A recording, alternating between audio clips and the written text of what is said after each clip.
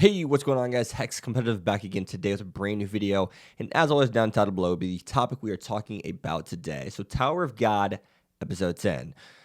This episode really kind of, I guess, is essentially the setup to the next kind of like step for BAM and really the next step for this show and in our series. And I say that because whenever I was watching today's episode, I instantly did recognize, towards the end that they did state that this administrator test that BAM is about to take, which we'll get in deeper to later on in the video, is a quicker way to get to the top of the tower. So like the pace of the show is probably about to change, and it makes me believe further on so that this show will not end in the tower. As a matter of fact, I think that they're going to be done with the tower at around halfway through the show's point. I think that there's a lot of political stuff and a whole bunch of other stuff that's going on with the tower than just climbing it. That's just my personal opinion. I mean, I was right about Kuhn. I can't remember if I said it in the video. I knew he knew something about what was going on with Ho, but now let's hop into the beginning of this episode. So now, Rachel, we find out in this episode, is now paralyzed. This is something that changes the game, especially for BAM. This is something that's made him want to ascend the tower. And I do like how they did do that because it now gives BAM a true purpose.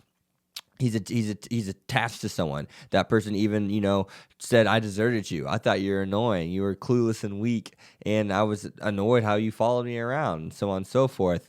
And I really did like that scene because now it gives BAM clarity, but also allows Rachel to be redeemed as well and show that, give us a little bit of dramatic elements in that whole little scene there.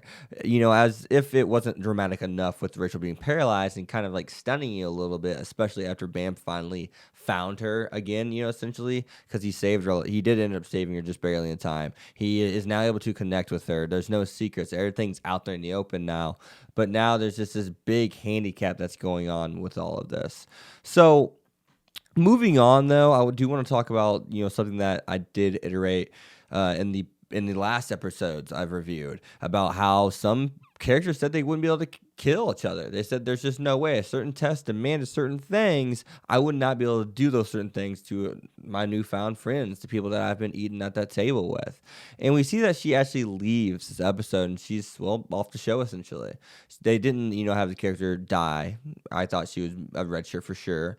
But what I did notice is they just wrote her off the show, and I think there's a lot of stuff to look at whenever you're looking at that. I think you can look at that and say it was pretty good that they did write her off the show like that, because it showcases how like she understands the life that she's lived. She understands herself now, and the tower has helped her understand herself. She got connected to someone again. She had to lose someone a second time to truly understand, what the life that she's living was doing. And yeah, she did change. She found friends, and she didn't want to see friends gone. She didn't want to lose any more friends. That's kind of how I interpreted that. And there may be another way to interpret that that's better than mine, and there may be something I'm even missing here. And I'll leave that definitely down to you guys in the comments below to help me out with that. But I think it's important that we do notice that there's stuff there. There's emotions there. There's realism there as well.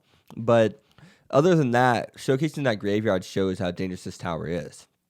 Look at all those graves. It shows you how many lives have been lost at this tower. This tower isn't a place. It's not a playground. It's not a place to play around at. And that's good. It adds that element to the tower now that it's the real deal. And that thing that we are thinking in the back of our minds, like, oh, some of these characters are probably not going to make it, is now probably cemented as true. There's going to be a couple, 2 there, 3 there that won't. We see the girl with the red hair that was in that black suit now has left the place too. The one that BAM cut her eye whenever she's about to, doing Rachel.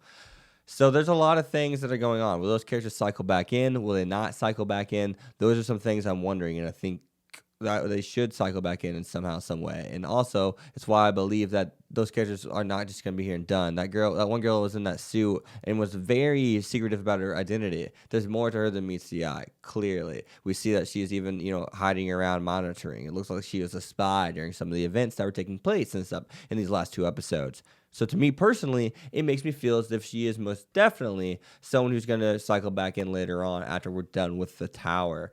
So Moving on to the Royal Division, was it number 67? We see that the director is actually working with them now in order to preserve the tower. They're coming back. That person works for Jihad. They're coming for the Black March and Green April. Yeah, Green April. So we see that Jihad wants his swords back, especially one of his 13 Black Months series. And we see that now that means the other princess knows that, well, they know that she gave up one of her swords, so she's going to get in significant trouble. So this is going to start a whole nother arc, which is why I think they're trying to speed up getting to the top of the tower so they can get to that conflict and get that character inserted.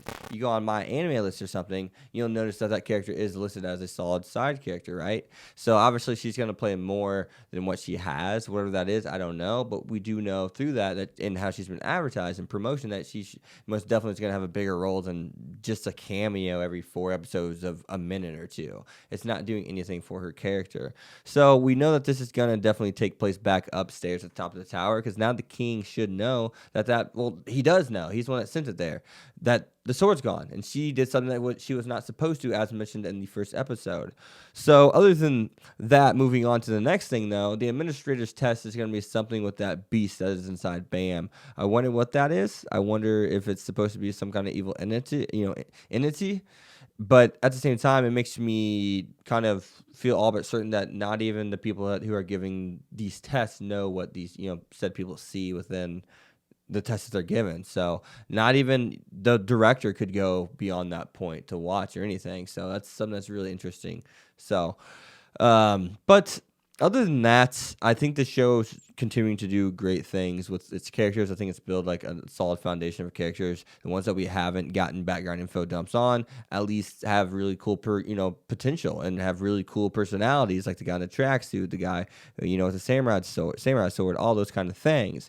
And I think those people are going to be important to Bam, because now the secret is out that he is an irregular. So now we know that they're trying to eliminate him. Irregulars are threats to the tower, and we know the director that drinks tea and has his hair up in the bun. All he cares about doing is protecting the tower. He's even going to have someone who's not supposed to be in the testing ground, who is a ranker, do indespicable things in order to try to get rid of Bam, clearly. So that's, what are you going to do? I mean, he's the one who started all this. He's the one who started all this with Ho and tried to get Bam killed through Rachel. He's the one, man. And what happens whenever Bam finds out? Coon's already on it. And what about Ral? I believe is his name, the clown-looking guy. He knows. He's on top of it. They both know him, and he knows Coon's smart. And he's even using Coon.